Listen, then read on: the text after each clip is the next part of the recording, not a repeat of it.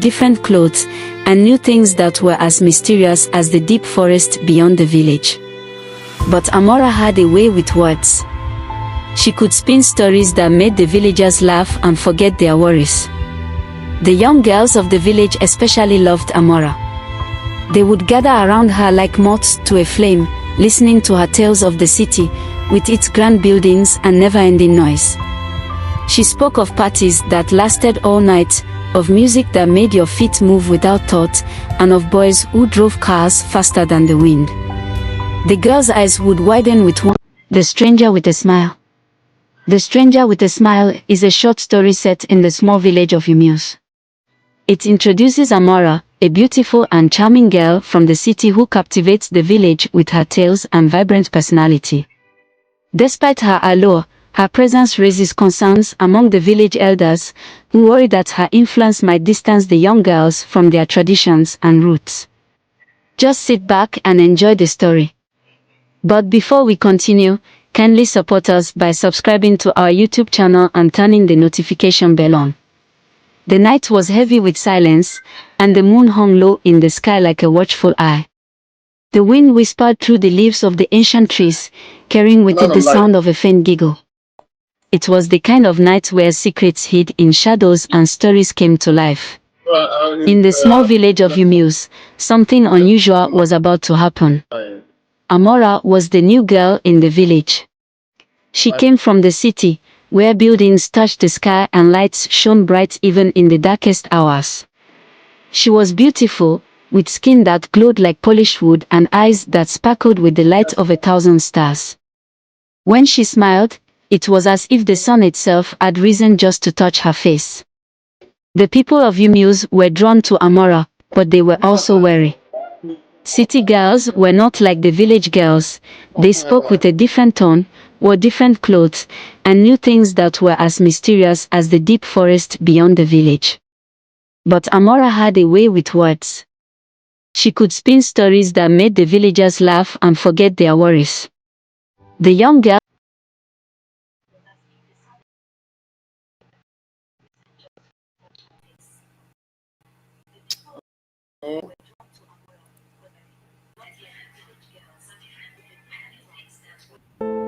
The Stranger with a Smile is a short story set in the small village of Umuse. Stories that made the villagers laugh and forget their worries. Isn't just to touch her face. The people of Umuse were drawn to Amora, but they were also wary. City girls were not like the village girls. They spoke with a different tone, wore different clothes, and knew things that were as mysterious as the deep forest beyond the village. But Amora had a way with words. She could spin stories that made the villagers laugh and forget their worries. The young girls of the village especially loved Amora. They would gather around her like moths to a flame, listening to her tales of the city, with its grand buildings and never-ending noise. She spoke of parties that lasted all night, of music that made your feet move without thought, and of boys who drove cars faster than the wind. The girls' eyes would widen with wonder, their hearts filled with dreams of a world beyond their small village. But not everyone was pleased with Amora's influence. The elders of the village whispered among themselves, concerned that their daughters were losing touch with their roots, their traditions. She is a stranger, they said. She does not know our ways. But the girls did not care. They were under Amora's spell, and the world she painted with her words was too beautiful to resist. One night, Amora invited the girls to meet her at the old banyan tree, a place where the village folk believed spirits gathered.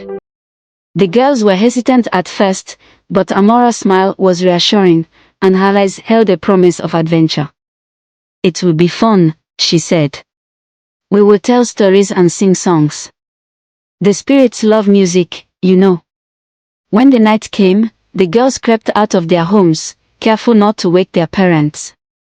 The path to the banyan tree was dark, and the forest seemed to hold its breath as they passed. The only light came from the moon, and the only sound was the soft crunch of their footsteps on the fallen leaves. Amora was waiting for them, her figure illuminated by the silver light of the moon. She looked ethereal, like a creature from another world. The girls gathered around her, their faces lit up with anticipation. Amora began to sing, her voice soft and haunting, and the girls joined in, their voices blending with the night. As the last note faded into the darkness, Amora smiled and began to tell a story. It was a story of a beautiful girl who came to a village much like theirs. She was charming and kind, but there was something different about her. The villagers welcomed her, but soon they noticed that strange things happened when she was around. Crops withered, animals fell sick, and a heavy sadness hung over the village. The girls listened, their eyes wide with fear and fascination. The girl was not what she seemed, Amora said, her voice dropping to a whisper. She was a spirit, come to lure the villagers away from their homes, to lead them into the forest where they would be lost forever. A shiver ran through the group, and one of the girls, Nkem, stood up. Enough of this story, she said, her voice trembling. It's just a tale to scare children. Amora looked at her, her eyes glowing in the darkness. Is it? She asked, her voice barely a whisper. The wind picked up, and the leaves rustled as if in response. The girls looked around, their hearts pounding in their chests. Suddenly, they heard a sound, a soft giggle that seemed to come from everywhere and nowhere. The girls huddled together, their fear growing with each passing moment. Nkem took a step back, her eyes fixed on Amora. Who are you? She asked, her voice shaking. Amora smiled, but it was a smile that sent a chill down the girl's spines. I am a friend, she said. I only wanted to share my stories with you. The girls did not wait to hear more. They turned and ran, their feet barely touching the ground as they fled back to the safety of their homes. The night seemed to close in around them, and the sound of Amora's laughter followed them, echoing through the trees. The next morning, the village was abuzz with talk of the strange night. The girls told their parents what had happened, and the elders shook their heads, their faces grim. They decided to go to the banyan tree to find Amora, to ask her to leave the village. But when they reached the tree, Amora was nowhere to be found. It was as if she had vanished into thin air, leaving behind only the memory of her smile and the sound of her laughter. From that day on, the girls were different. They still talked about the city, but their eyes no longer shone with the same light. They had learned a lesson about the dangers of being led astray by things that seemed too good to be true. The village of Humus returned to its quiet ways, but the story of the beautiful city girl who came to the village and changed everything lived on. It was a story the villagers told around the fires at night, a reminder of the thin line between the world of the living and the world of the spirits. And as the wind whispered through the trees, carrying with it the sound of a faint giggle, the people of Humus knew that they would never forget the stranger with the smile. Thank you for watching. Hope you enjoyed the story. Kindly support us by sharing, liking, commenting, and subscribing to our YouTube channel at Chukwudialola.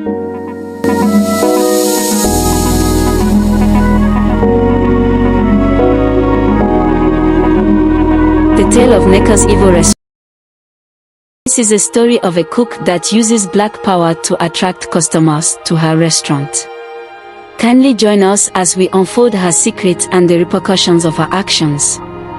Before we proceed, kindly click on the subscribe button and turn on the notification bell. In the heart of Igboland, in a village called Obaduma, there lived a woman named Nneka. She was renowned for her culinary skills, and her dishes were said to be the tastiest in the entire region. People traveled from far and wide to eat at her restaurant, Nneka's Delight. Her meals were so delicious that those who tasted them once were drawn back, unable to resist the urge to eat her food again. But there was a dark secret behind Nneka's success. Nneka was no ordinary cook. She had made a pact with a malevolent spirit in the forest. This spirit had granted her the power to enchant her food, making it irresistible to anyone who ate it. The more people ate her food, the more they craved it, and the more powerful Nneka became. She used her growing influence to control the villagers, slowly taking over their minds and souls. As time went on, strange things began to happen in Obaduma. People who frequented Neka's delight started to fall ill. Some became weak, while others grew pale and lost their will to live. The village healer could not explain the cause of these mysterious ailments, and the elders of the village grew concerned. Among the villagers was a young girl named Ada, the daughter of a wise old woman who had lived in the village all her life. Ada noticed that the sicknesses seemed to be affecting only those who regularly ate at Neka's restaurant. Suspicious, she decided to investigate. One night, Ada followed Neka into the forest. She hid behind a tree and watched as Neka made her way to a secluded clearing where a large, ancient tree stood. The tree was twisted and gnarled, with dark, ominous roots that seemed to pulse with a life of their own. Neka knelt before the tree and began to chant in a strange language. As she chanted, a dark mist emerged from the tree and wrapped itself around Neka. Ada was horrified as she realized the source of Neka's power. She rushed back to the village and told her mother what she had seen. The wise woman knew at once that they had to act quickly to save the village from Neka's evil influence. The next day, Ada's mother gathered the elders and told them of Neka's dark secret. Together, they devised a plan to expose her. That evening, during a village feast, the elders confronted Neka in front of everyone. They accused her of using dark magic to enchant her food and harm the villagers.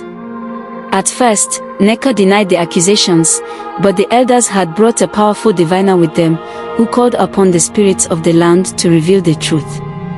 The spirits responded by showing the villagers a vision of Neka's nightly visits to the cursed tree and her pact with the malevolent spirit.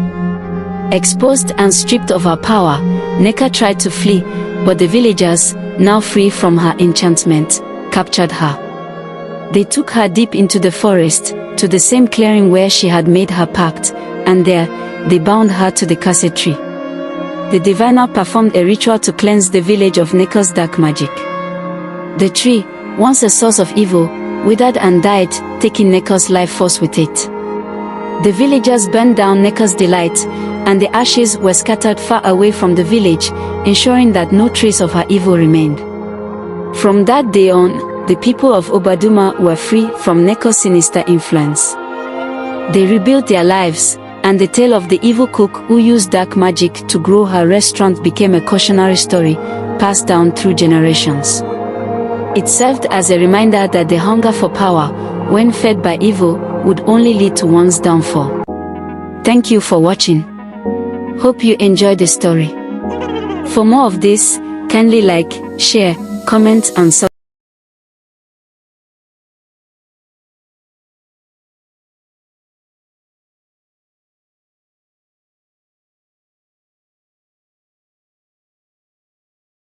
School. This is a story of girl namely Adiz that was been bullied by her classmates. Kindly follow us as discover what becomes of them. Before we proceed, kindly hit the subscribe button and turn on the notification bell to get more of our videos. Thank you for subscribing. It was a dark morning in Umyaba village. The clouds were heavy, and the air was thick with silence. Even the birds refused to sing that day. In the small school hidden deep within the forest, whispers traveled from ear to ear. They spoke of a girl. Her name was Adiz. Adiz was quiet. She sat in the corner of the classroom, always keeping to herself. Her uniform was old and torn, her shoes filled with holes. The other children laughed at her, mocked her every day. They called her names, threw her books on the floor, and even locked her in the storehouse sometimes. She never fought back. She never cried. She only watched them with her cold, dark eyes. But what no one knew was that Adiz was different. Her mother, a strange woman from a distant village, had warned her before she left for Umyaba, "My daughter, you must hide your power. Do not let them see who you truly are." For weeks, Adiz obeyed. She stayed silent, allowing the bullying to continue. At first, it was just small things. The children would laugh at her torn uniform, whisper about how she never spoke in class, or trip her as she walked down the narrow hallways. "Look at the witch girl," they would say. She doesn't even talk like the rest of us. Maybe she's cursed. Even the teachers looked the other way. They had heard the rumors about her mother, the strange woman who lived alone near the boundary of the forest, who spoke to no one and often wandered into the woods at night. The teachers thought it best to let the children handle Adiz. After all, no one wanted to get too close to the daughter of a woman who was said to practice dark magic. But as time went on, the bullying grew worse. One day, Nkem, the biggest boy in the class, decided he had had enough of Adiz's strange behavior. During recess, he pushed her into the mud in front of everyone, causing them to roar with laughter. "Maybe if we wash the dirt off her, she'll stop being so strange," he joked as he grabbed a bucket of water and poured it over her head. Adiz simply stood there, drenched and covered in mud, her expression unchanged. The children jeered, but she did nothing. She only watched Nkem with those cold, dark eyes. "You're creepy," Nkem shouted, shoving her again. "Why don't you talk? Are you a ghost or something?"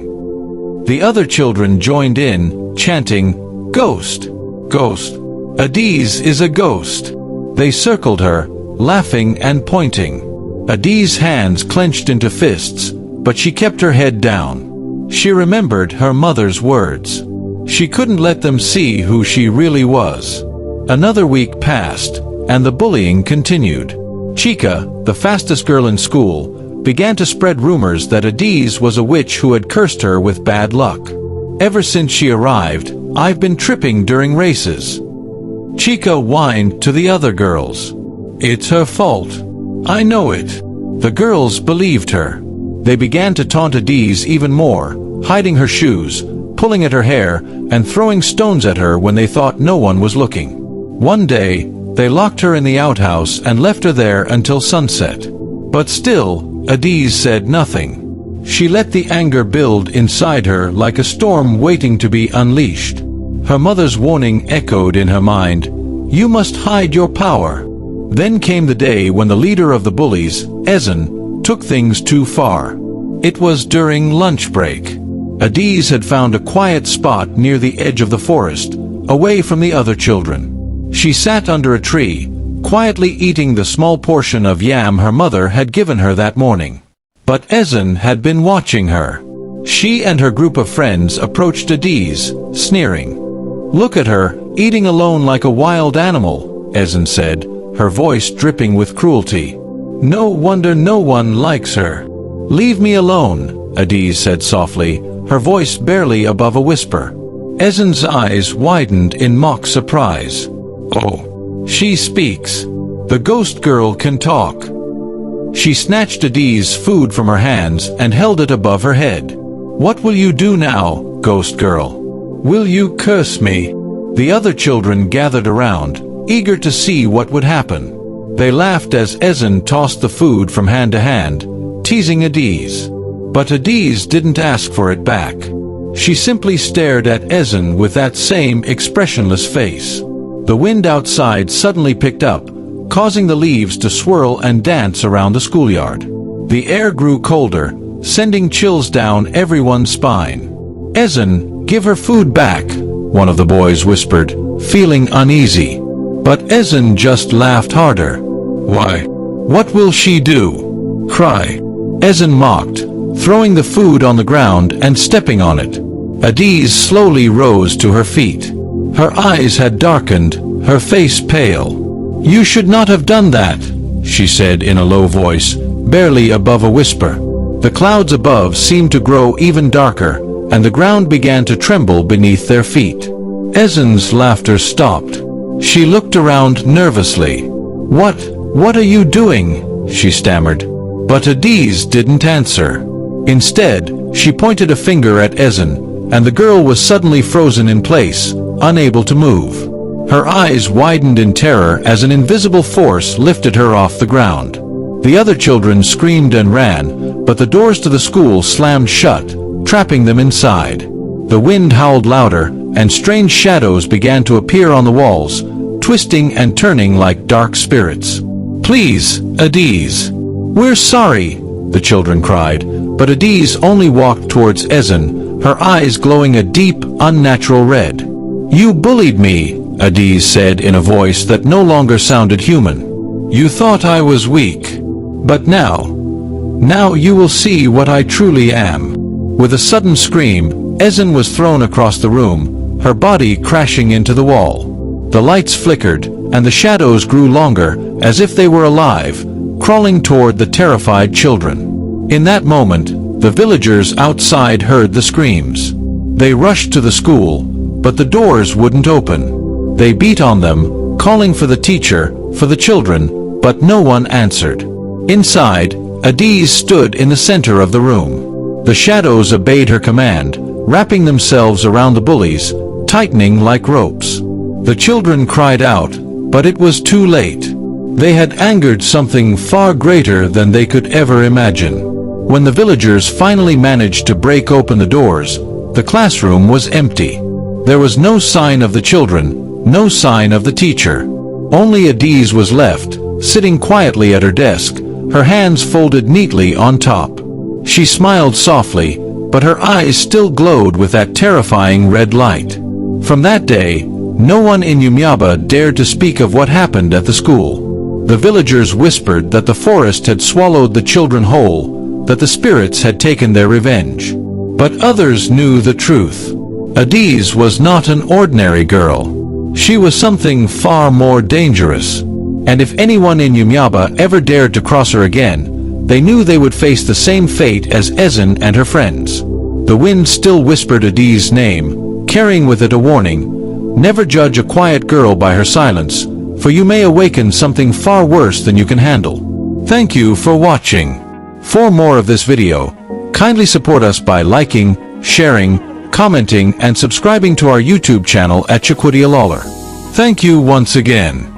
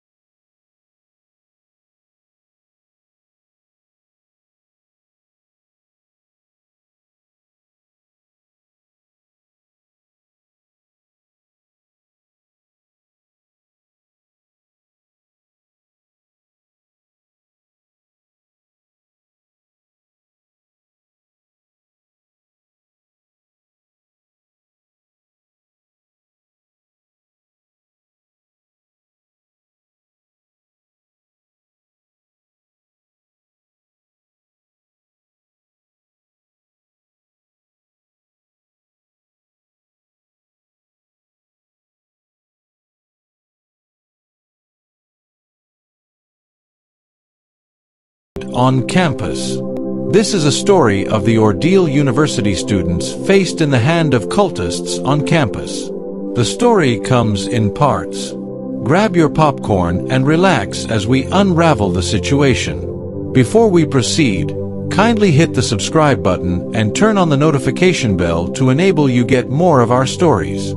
The night was dark, and the wind howled through the empty streets of the university. Chaik, a quiet student, was returning to his hostel after studying late at the library. As he walked, he felt a strange chill in the air, like something terrible was about to happen. He quickened his pace, hoping to get back to his room safely. Suddenly, Chaik heard footsteps behind him. They were heavy and quick, matching his own hurried pace. He glanced over his shoulder but saw nothing but shadows. His heart pounded in his chest. He knew about the stories, the whispered rumors about the cultists who roamed the campus at night. They were feared by everyone, but no one dared to speak against them. Chaik tried to ignore the fear creeping up his spine, but the footsteps grew louder. He turned a corner, hoping to lose whoever was following him, but instead, he walked straight into a group of masked figures. Their eyes gleamed with menace, and they formed a circle around him. "Where do you think you're going, boy?" one of them hissed, his voice cold and sharp. Chaik's mouth went dry. He tried to speak, but no words came out. The cultists moved closer, their presence suffocating him. "You shouldn't be out this late," another one whispered, almost mockingly. "Now you'll learn why." Without warning, they grabbed Chaik and dragged him into the darkness. The last thing he saw before he blacked out was the cruel smile on their leader's face. The next morning, the campus was buzzing with rumors. Chaik was found bruised and battered, lying unconscious behind the sports complex. The news spread quickly, another victim of the cultists. Fear gripped the university. Students began to disappear, one by one, leaving behind only fear and mystery. Those who returned were never the same, haunted by the horrors they had witnessed. Classes became half-empty, and a heavy silence filled the campus. The fear of the cultists controlled everyone, students, teachers, even the security. No one knew who would be next, but everyone knew that as long as the cultists held power, the university would never be safe again. Watch out for Part 2. Thank you for watching. Kindly subscribe to our YouTube channel at FOLKTALES.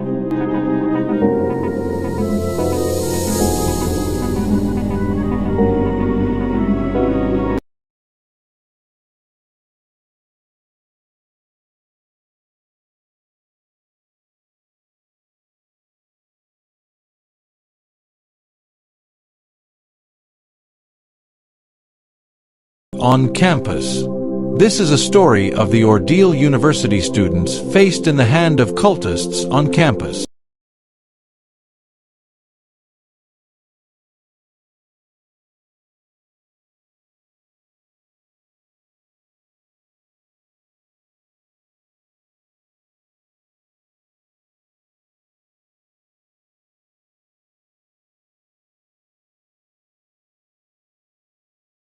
On campus. On Part 2. Part 2. The girl. The fear of the cultists had taken over the entire university. Classes were half empty, and students no longer felt safe even in broad daylight. The whispers in the halls had grown louder, and rumors of disappearances continued to spread. But nothing could have prepared the students for what was about to happen next. Ada and her friends, Bizi and Kechi, were among the few who tried to keep a sense of normalcy. They stuck together, hoping their friendship would keep the darkness at bay. They had heard the stories, of course, but they refused to let fear control their lives. "It's just rumors," Bizi would say, trying to comfort herself as much as the others. But deep down, they all knew the danger was real. One evening, as the sun dipped below the horizon, casting long shadows over the campus, the girls decided to study together in one of the classrooms. The campus was eerily quiet, and the usual chatter of students was replaced by an unsettling silence. On and the old trees near the building creaked ominously. As they studied, Ada noticed something strange, a feeling that someone was watching them. She dismissed it at first, focusing on her notes, but the feeling only grew stronger. She looked up, catching a glimpse of a figure standing outside the window, barely visible in the dim light. Her breath caught in her throat. "Busy, Nkechi, did you see that?" Ada whispered, her voice trembling. The other girls looked up, their faces pale. "See what?" Nkechi asked, her voice barely audible. Before Ada could respond, the lights in the classroom flickered and then went out, plunging the room into darkness. The girls gasped, panic gripping them. They huddled together, their breaths coming in short, frightened gasps. "We need to get out of here," Beezy said, her voice shaky. They grabbed their bags and made for the door, but as they reached it, the door slammed shut with a force that sent chills down their spines. They were trapped. The sound of footsteps echoed in the hallway outside, slow and deliberate, as if whoever or whatever was out there was toying with them. Nkechi tried to open the door, but it wouldn't budge. "It's locked," she cried, her voice breaking with fear. The footsteps grew louder, closer, until they stopped right outside the door. The girls held their breath, their hearts pounding in their chests. Then, the door handle turned slowly. Ada's mind raced. She remembered the stories, the terrifying tales of how the cultists targeted those who were alone or vulnerable. But they were together. How could this be happening? The door creaked open, revealing a group of figures clad in black, their faces hidden behind eerie masks. The leader stepped forward, his eyes cold and unfeeling. "We warned you," he said, his voice dripping with malice. "No one is safe." The girls backed away, terror written across their faces. They knew there was no escape. The cultists moved swiftly, surrounding them. Ada tried to scream, but a hand clamped over her mouth, silencing her. Beezy and Ketchy struggled, but it was no use. The darkness closed in around them, and the last thing they heard was the cruel laughter of the cultists as they were dragged into the shadows. The next morning, the campus was in a state of shock. Ada, Beezy, and Ketchy were found huddled together in a dark corner of the classroom, their eyes wide with terror, but they couldn't speak. They were too traumatized, too broken by what they had endured. The university descended further into fear. The girls' fate was a grim reminder that the cultists were growing bolder, more ruthless. No one was safe, not even those who thought they were. The campus was now a place of dread, where the shadows seemed to whisper, and every corner hid a new terror. The cultists had made their point clear. They could strike anyone, anywhere, at any time. And as long as they were in control, the nightmare would never end. Watch out for Part 3. Thank you for watching. Kindly support us by commenting, liking, sharing, and subscribing to our YouTube channel at Chiquidia Lawler.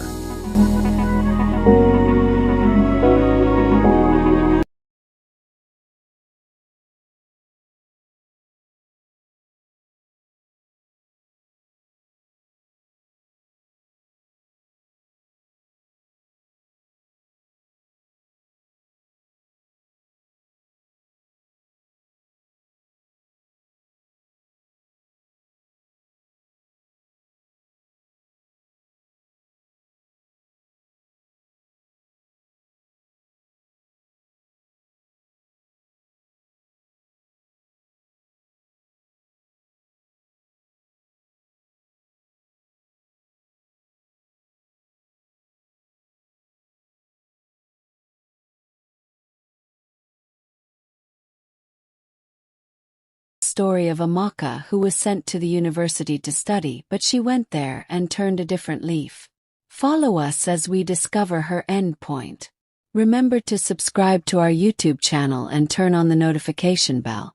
The Okeke family lives modestly but comfortably in Port Harcourt. Chidi and Ada have always placed a high value on education, saving every penny to send their only daughter, Amaka, to one of the best universities in the country. They dream of seeing her become a successful lawyer, someone who would uplift the family name and legacy. With blessings and high hopes, Amaka is sent off to university. At the university, Amaka finds herself overwhelmed by the newfound freedom and the allure of city life. She quickly falls in with a crowd more interested in partying and materialism than academics. The pressures to fit in and maintain a lavish lifestyle lead Amaka down a dangerous path.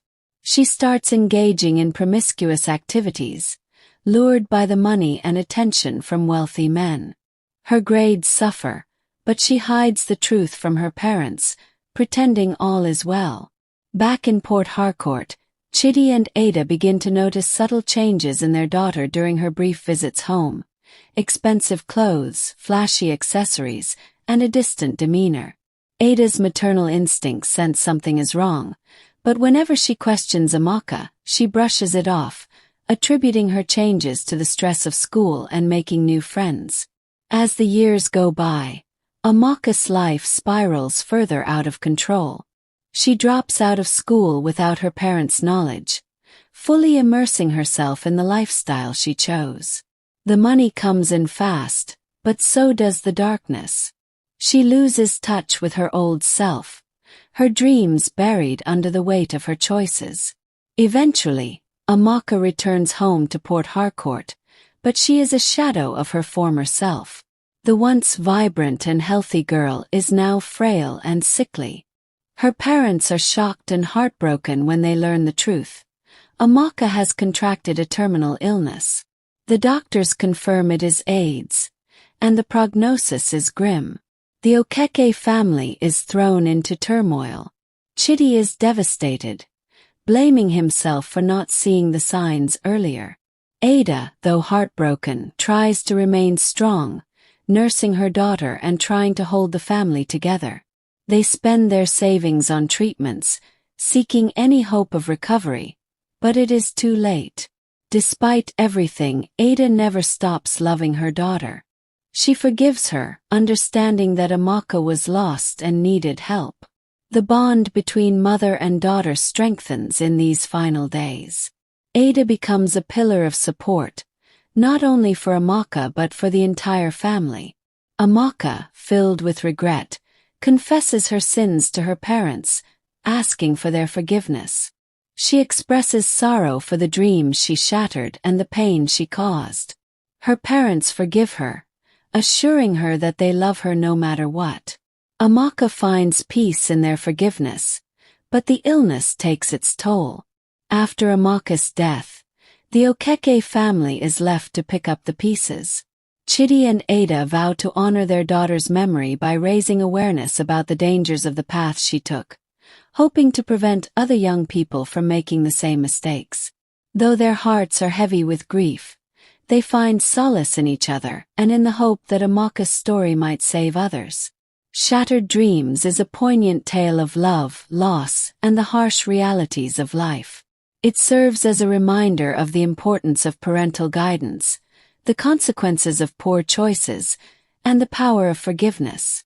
The Okeke family's journey through this tragedy is a testament to the strength of the human spirit and the enduring nature of a parent's love. Thank you for watching. Hope you picked up some lessons from the story. Kindly support us by liking, commenting, sharing, and subscribing to our YouTube channel. Thanks once again. Achukwidia Lawler.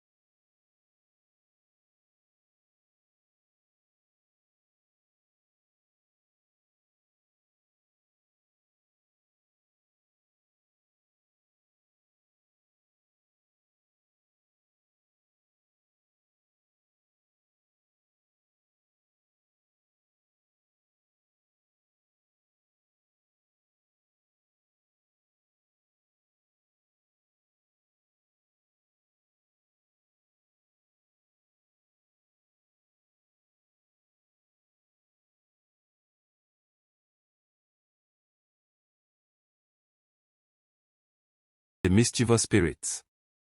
Once upon a time in the village of Umuofia, there lived a woman named Oge who was known for her beauty and charm. Oge had 3 children, Ugo, Ada, and Chinedu. Although she loved her children dearly, she was often careless and inattentive to their needs. Oge's husband, Obina, was a hardworking farmer who spent long hours in the fields.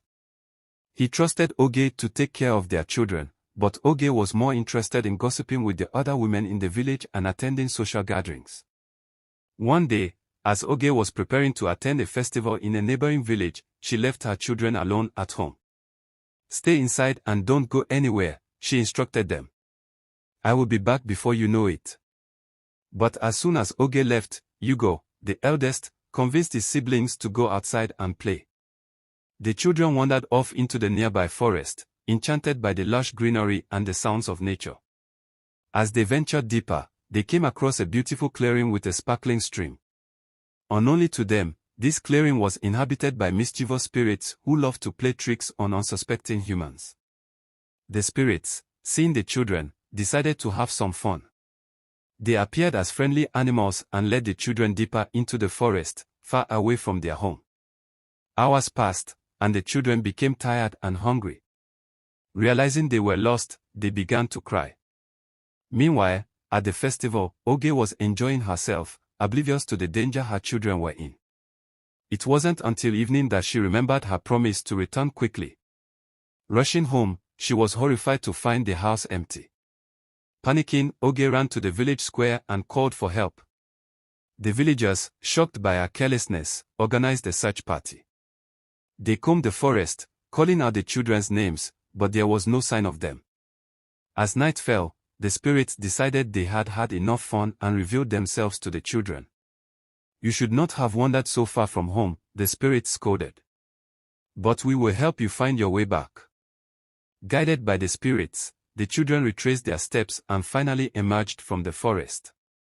They were exhausted and frightened but relieved to see the familiar faces of the villagers. Oge ran to them, tears streaming down her face. "I am so sorry," she cried. "I will never leave you alone again." The villagers, seeing the children's safe return, breathed a sigh of relief. They scolded Oge for her negligence, reminding her of the importance of being a responsible parent. Oge learned a valuable lesson that day and vowed to always put her children's safety first. From that day on, Oge became a model mother, always attentive and caring. The tale of Oge and the mischievous spirits was told throughout Umuofia, serving as a warning to all parents about the dangers of carelessness. And so, the story ends with a reminder that children are precious gifts, and it is the duty of every parent to protect and nurture them. Moral of the story: parental carelessness can lead to dangerous situations, but taking responsibility and learning from mistakes can ensure a safer future for children. Thank you for watching. Kindly support us by sharing and subscribing to our YouTube channel at Chukwudiolola.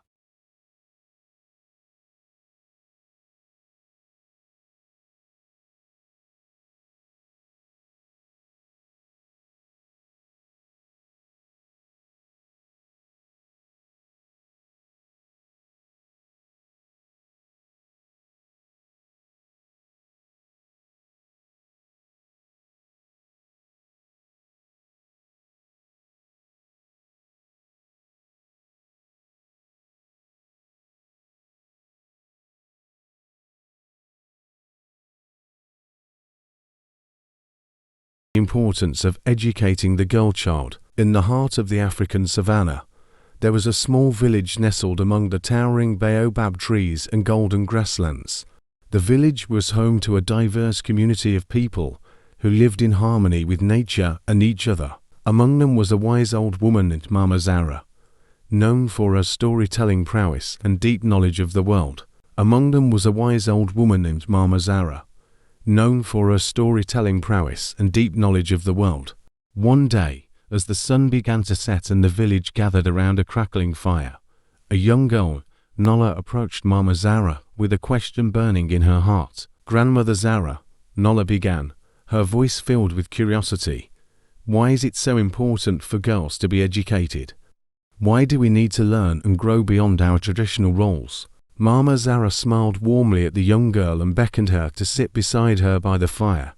She took a deep breath and began to weave a tale that would resonate with Nala and all the villagers gathered around. Long ago, in a village not far from here, there lived a girl named Amina. Amina was a bright and spirited young girl who loved to explore the world around her. She was full of curiosity and a thirst for knowledge that could not be quenched. However, in Amina's village, girls were not encouraged to seek education. They were expected to stay at home, help with chores, and prepare for marriage at a young age. Amina's parents, though loving and kind, believed that education was not meant for their daughter. They thought it was more important for her to learn how to cook, clean, and take care of a household. But Amina's spirit could not be contained. She longed to learn, to read, to write, and to discover the wonders of the world. So, every night after finishing her chores, Amina would sneak away to the village school and listen to the lessons through the window. She absorbed every word, every concept, and every idea with an insatiable hunger for knowledge. One day, a traveling storyteller came to Amina's village and shared tales of faraway lands, of brave warriors, and of powerful queens who ruled with wisdom and grace. Amina was captivated by these stories and felt a fire ignite within her heart. She knew then that she wanted to be like those queens and warriors, to make a difference in the world, and to inspire others with her knowledge and wisdom. And so, Amina made a bold decision. She approached the village elders and pleaded with them to allow her to attend the school and receive an education. At first, the elders were hesitant, for they had never seen a girl so eager to learn. But Amina's passion and determination convinced them to give her a chance. As Amina delved into her studies, she discovered a world of possibilities that she had never imagined before. She learned about history, science, literature, and mathematics. She challenged herself to excel in every subject, eager to prove that girls were just as capable as boys, if not more so. Years passed, and Amina's dedication bore fruit. She became the top student in her class, surpassing even the brightest boys. Her teachers marveled at her intelligence and her thirst for knowledge. Amina's parents, once hesitant about their daughter's education, now beamed with pride at her accomplishments. But Amina's journey was not without challenges. Along the way, she faced prejudice, discrimination, and skepticism from those who believed that girls should not pursue education. Despite these obstacles, Amina remained steadfast in her pursuit of knowledge, knowing that education was the key to unlocking her full potential and shaping her destiny. One day, a terrible drought struck Amina's village, and the crops withered in the scorching sun. The villagers struggled to find food and water, and despair loomed over the land. But Amina, with her newfound knowledge and skills, had a brilliant idea to dig a well near the village to find water. With the help of her fellow villagers, Amina led the effort to dig the well, working tirelessly day and night to bring forth the life-giving water. And when the well finally yielded its precious treasure, the village rejoiced, and Amina's name was spoken with reverence and gratitude. From that day on, Amina's village realized the importance of educating girls. They saw firsthand the power and potential of a girl who was empowered with knowledge and skills. Amina became a symbol of hope and inspiration for all the girls in the village, showing them that they too could make a difference in their community and beyond. And so, Nala, educating a girl child is not just about learning facts and figures. It is about empowering her to dream big, to break barriers, and to create a better future for herself and those around her. When a girl is educated, she becomes a force to be reckoned with, a beacon of light in a world that sometimes seems dark and uncertain. As Mama Zara finished her tale, the villagers sat in silence, their hearts moved by the story of Amina and the power of education. Nala, with tears in her eyes, realized the importance of her own education and the opportunities that lay before her. Amina was captivated by these stories and felt a fire ignite within her heart. And so, inspired by the wisdom of Mama Zara's tale, Nulla vowed to pursue her studies with passion and dedication, knowing that Sheeta could make a difference in her village and beyond. The fire crackled, and the stars twinkled overhead, casting a gentle glow over the village elders and pleaded with them, united in the belief that educating a girl child was the key to a brighter, more hopeful future for all. Thanks for watching and listening. Kindly support us by sharing and subscribing to our YouTube channel at Chukwudialola.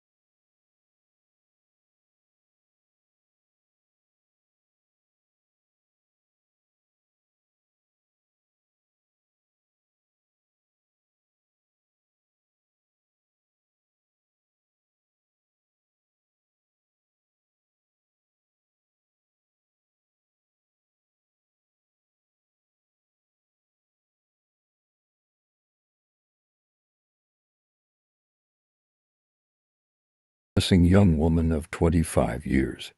She lived in the heart of Igbo land, where she spent most of her days working hard and building her career. Her life was simple and uneventful until she met Lucy, another girl of her age. They became fast friends and soon became inseparable.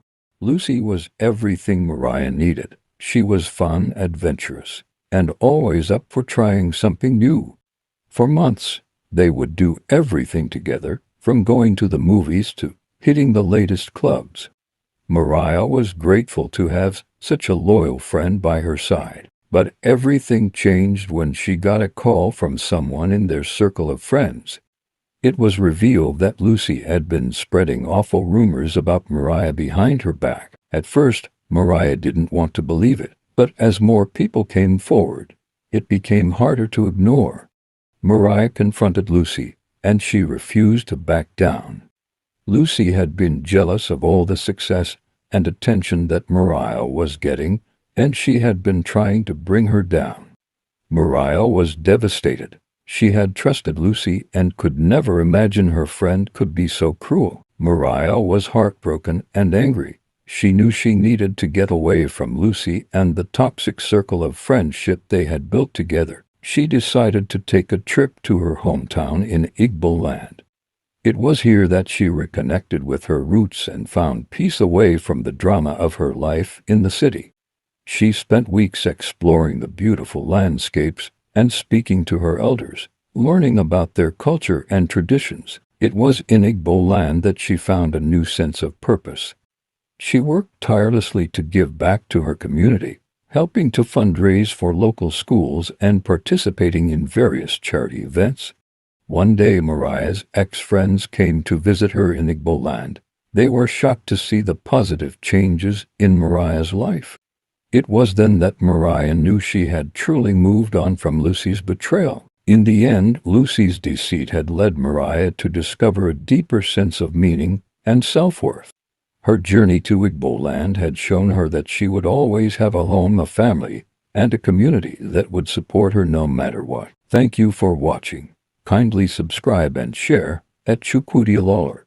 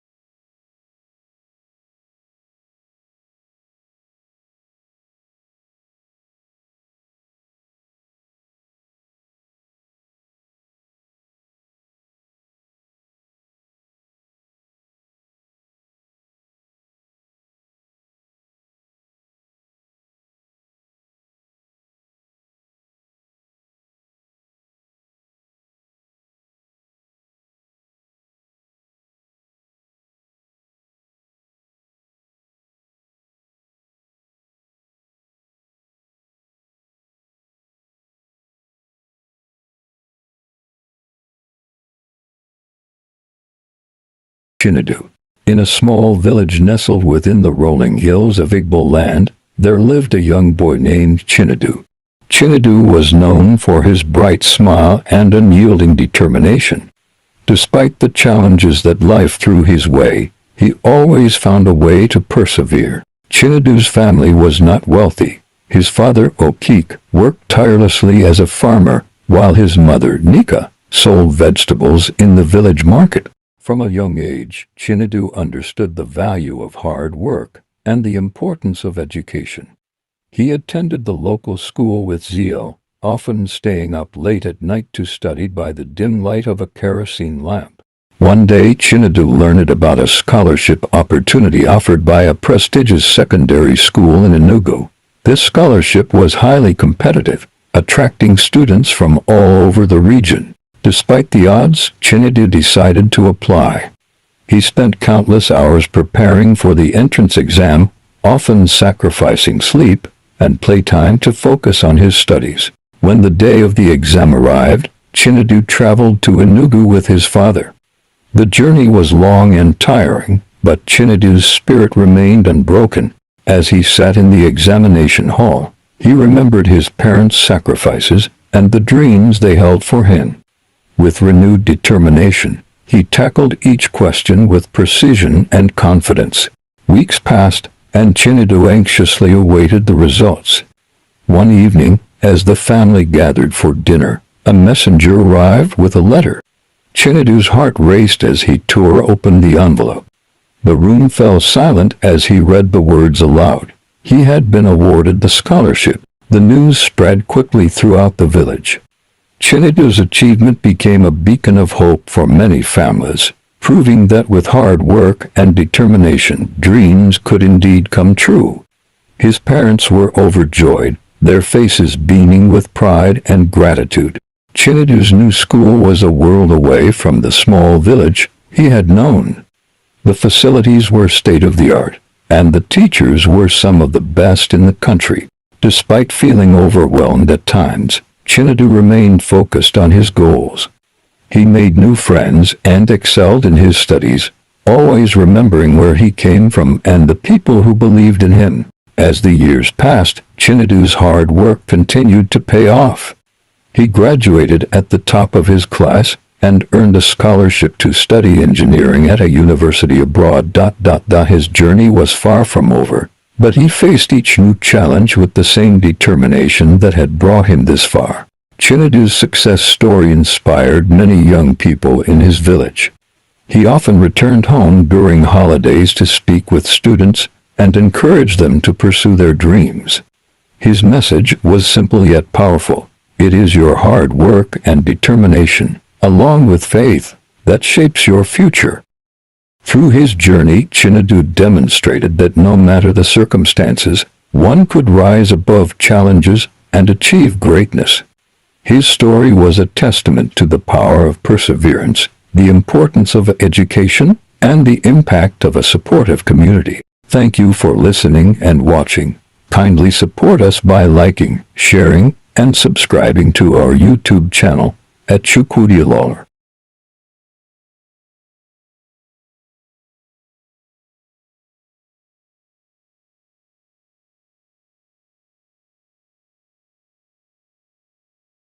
Chibuzo, who was influenced badly by his friend Emeka, and the repercussions that followed. Growing up in the heart of Ala Igbo, Chibuzo had always been a model student and dutiful son.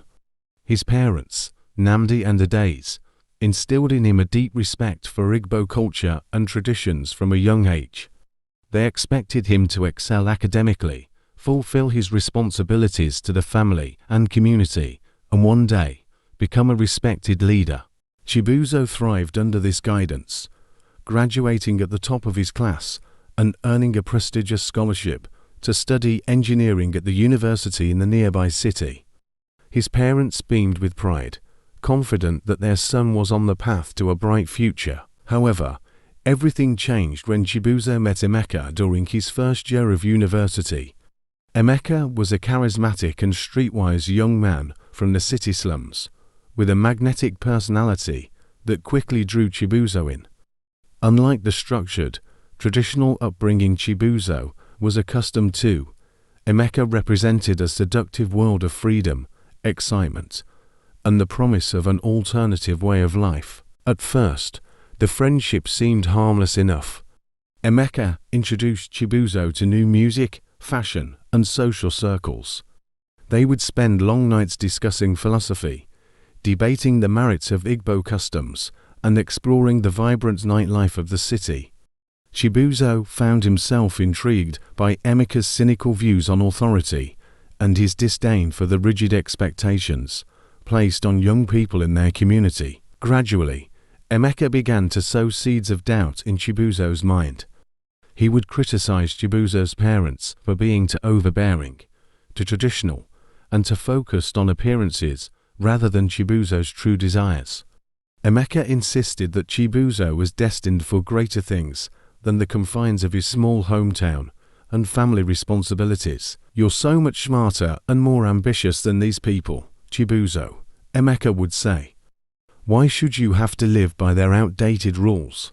Isn't it time you started living for yourself?" Chibuzo found himself increasingly torn between the life his parents had envisioned for him and the allure of Emeka's carefree, unconventional lifestyle. He began skipping classes to go clubbing with Emeka and his friends, neglecting his studies in favor of late-night philosophical discussions and political activism. When Chibuzo's grades started slipping, his parents grew concerned. They tried to reason with him, reminding him of the sacrifices they had made to provide him with this educational opportunity. But Chibuzo, now firmly under Emeka's influence, became defensive and dismissive of their concerns. "You just don't understand, Mom and Dad," he would argue. "This is about more than just getting good grades. I'm exploring my own path, finding my true purpose. You can't keep controlling my life forever." Nnamdi and Adaeze watched helplessly as their once diligent son spiraled into a pattern of poor decision-making and rebellious behavior. They reached out to Chibuzo's professors, hoping they could intervene, but Chibuzo had become adept at evading their inquiries and manipulating the system to avoid consequences. The final straw came when Chibuzo was arrested for his involvement in a violent protest against the university administration. His parents were devastated, not only by the legal repercussions, but by the realization that their son had become entangled in a dangerous world of political radicalization and antisocial activities. In a desperate attempt to save Chibuzo from further harm, Nnamdi and Adaeze decided to bring him home for the summer break. Hoping that the familiar comforts of their Igbo village and the guidance of their extended family would help him rediscover his roots and the values he had once held dear. At first, Chibuzo resisted, arguing that he was an adult now and shouldn't be forced to conform to his parents' expectations. But as the weeks passed, he began to notice subtle changes in his perspective. The rhythms of village life, the warmth of his grandparents' embrace, and the quiet wisdom of the elders slowly, but surely started to chip away at the cynicism and defiance that Emeka had instilled in him. One day, while helping his father tend to the family's yam fields, Chibuzo found himself reflecting on the true purpose of his education and the responsibilities he had towards his community. He remembered the pride he had once felt in upholding Igbo traditions and the deep sense of belonging he had experienced as a child. Gradually, Chibuzo's eyes were opened to the harmful influence Emeka had exerted over him. He saw how the city had corrupted his values and blinded him to the importance of family, community, and the rich cultural heritage that had shaped him. When Emeka was a charismatic in his attempts to lure Chibuzo back to the city slums, the young man found the strength to cut ties. He explained to Emeka that he had chosen a different path, one that aligned with the principles and responsibilities instilled in him by his Igbo upbringing. "I'm sorry, Emeka, but I can't go back to that life," Chibuzo said, his voice resolute. "I've realized that the freedom you promised me was nothing more than an illusion, a trap that would only lead me further away from who I truly am. My family, my community, they are the ones who truly understand me and support my growth. I need to honor that, even if it means leaving our friendship behind." Emeka was furious, accusing Chibuzo of betraying their bond and succumbing to the outdated ways of his parents. But Chibuzo stood firm, knowing that he had to reclaim his own identity and purpose, even if it meant disappointing a friend he had once held dear. As the summer drew to a close, Chibuzo returned to the university with a renewed sense of focus and determination. He threw himself back into his studies, reconnecting with professors who had once despaired of his potential. Slowly but surely, he rebuilt the trust and respect he had once enjoyed within the academic community. Nnamdi and the Days watched with immense pride as their son rediscovered his passion for engineering and recommitted himself to serving his people. They knew that the journey had not been an easy one, but they were grateful to have their Chibuzo back, the young man they had raised, with all of his intelligence, integrity, and unwavering respect for Igbo values. In the years that followed, Chibuzo went on to become a respected leader in his field, using his engineering expertise to spearhead community development projects that uplifted his people. He never forgot the lessons he had learned during that tumultuous period in his life, and he made it his mission to guide other young Igbo men and women away from the dangerous lure of misguided friendships and towards a future rooted in the rich cultural traditions of their ancestors. Thank you for listening and watching. Kindly support us by liking, sharing, and subscribing to our YouTube channel at Chikwudiolola.